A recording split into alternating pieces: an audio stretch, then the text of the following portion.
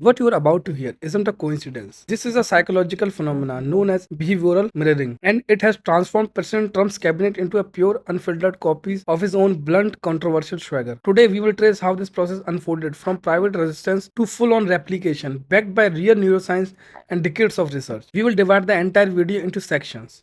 So here's the first sections. First, let's meet the players. Vice President JD Vance dropped that infamous lines. September 6, 2025, a US airstrike kills 11 Venezuelan cartel members. When critics call it a war crime, Vice President JD Vance shrugs it off by saying, I don't give a shit what you call it. Does that line sound familiar? If so, you are not mistaken. That's not just Vice President Vance speaking, it's the echo of one man's style ripping through an entire administration. I don't give a shit within hours of the airstrike. That kind of dismissive bravado wasn't learned in a diplomatic handbook. It's straight out of the Trump playbook. Next, Defense Secretary Pete Hegseth. He called Pentagon diversity programs effeminate and made crude remarks about women in combat. He even faced allegation of sexual misconduct and heavy drinking.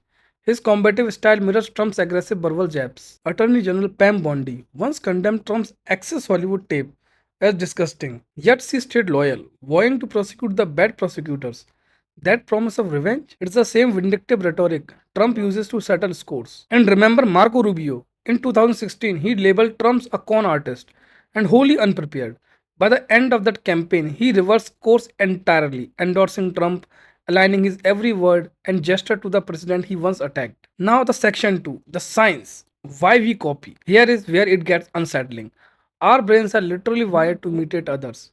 Mirror neurons discovered in the 1990s fire when we act and when we watch others act. They create a neural echo. You see it, you feel it. Psychologist Albert Bandura formalized this in social learning theory. We pay attention, retain what we see, reproduce the behavior, and feel motivated, especially if that model holds power over us. A 2023 study even showed charisma flows from leaders to followers like electricity. When someone in authority behaves one way, their team follows suit, good or bad. And in high pressure White House atmospheres, aligning with the boss can mean the difference between promotion and the exit door. Section 3, the four stage takeover. Imagine Marco Rubio in 2016. Stage 1, resistance. He blasts Trump as a con artist. Stage 2, compliance. The nomination arrives, and Rubio publicly backs Trump. Stage 3, adoption. He begins using Trump's language, softening his tone, matching his rhythm. Finally, stage 4, amplification. Rubio even embellishes Trump's lines, making them his own. JD Vance, he skipped straight to stage 3, wielding Trump's own blunt forces phrases.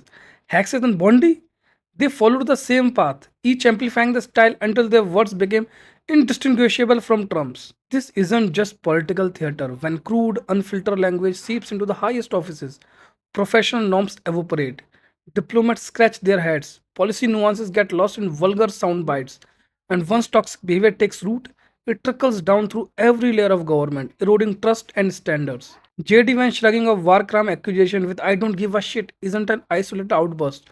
It's a chilling finale of a psychological journey that began with a single powerful leader.